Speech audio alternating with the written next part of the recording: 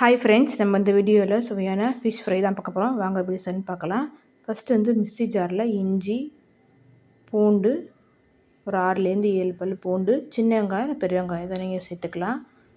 மிளகு 1/2 ஸ்பூன், கொஞ்சமாக சோம்பு 1/2 ஸ்பூன் அளவுக்கு சோம்பு சேர்த்துக்கலாம்.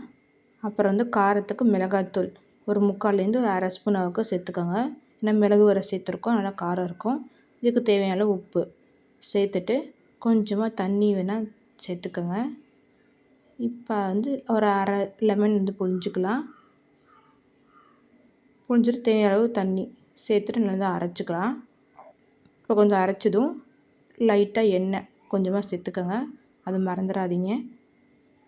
இப்போ அரைச்சி தனியாக வச்சாச்சு. இப்போ முழு ஃபிஷ் அப்படியே ஃப்ரை பண்ண போகிறோம்.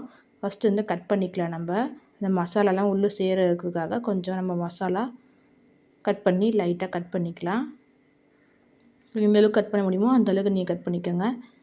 இதேமாரி 2 சைடும் கட் பண்ணி வச்சுக்கலாம். நம்ம அப்போ தான் மசாலாலாம் ஊறினா நமக்கு டேஸ்ட்டும் கிடைக்கும். இப்போ அரைச்ச மசாலா இதை அப்ளை பண்ணிக்கலாம்.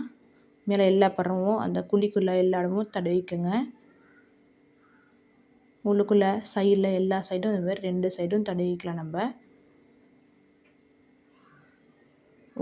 ஊறி தடவி ஒரு 1 மணி நேரம் நல்லா ஊறட்டும். இப்போ எல்லா பக்கமும் தடவியாச்சு. இப்போ மூடி வச்சிடலாம். ஒரு 1 மணி நேரம் நல்லா ஊறட்டும். இப்போ 1 மணி நேரம் கழித்து ஒரு பேனில் தேவையான அளவு எண்ணெய் சேர்த்துக்கலாம். எல்லா இடமும் வர்ற மாரி நல்லா சுற்றி விட்டுக்கோங்க. நல்லா சுற்றிட்டுன்னு நல்லா எண்ணெய் காயட்டும். இப்போ எண்ணெய் காஞ்சதும் இந்த மீன் எடுத்து அப்படியே நம்ம போட்டுடலாம். சிம்மில் வச்சுட்டு கொஞ்சம் ஃபுல்லாக வச்சுட்டு அதுக்கப்புறமா சிம்மில் வச்சுக்கலாம். இப்போ மேலே எண்ணெய் ஊற்றிக்கலாம். ஊற்றிட்டு நல்லா வேகட்டும். ஒரு சைடு 2 கரண்டி வச்சு யூஸ் பண்ணுங்கள், அப்போ தான் உடையாமல் வரும் நமக்கு. பாருங்க நல்லா வெந்திருக்கு. இப்போ திரும்பி திருப்பி போட்டு எண்ணெய் ஊற்றிக்கோங்க.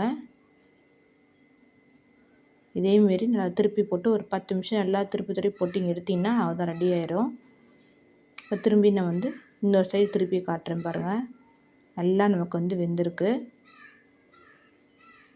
இப்போ மசாலா பச்சையாக இருக்கிறதெல்லாம் எண்ணெய் ஊற்றி வேக வச்சுக்கலாம்.